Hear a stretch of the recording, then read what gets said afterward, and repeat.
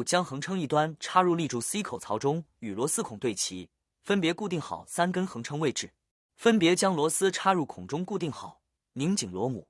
固定好后就是这个样子。再把另一根 C 型立柱装在上面，对齐底部，固定好螺丝。固定好后就是这个样子。然后再将斜撑分别对准两边孔位，固定好螺丝。固定好后就是这个样子，单片立柱就组装完成，另外一片同样如此，然后就可以组装货架。现在开始测试承重，每箱货物重量有26公斤。现在测试的是每层承重300公斤的货架。因货物体积原因，目前只能摆放10箱货物，总重量有260多公斤。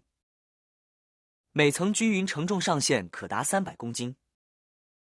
目前的重量还没达到上限，可以看出货架基本没有什么变化。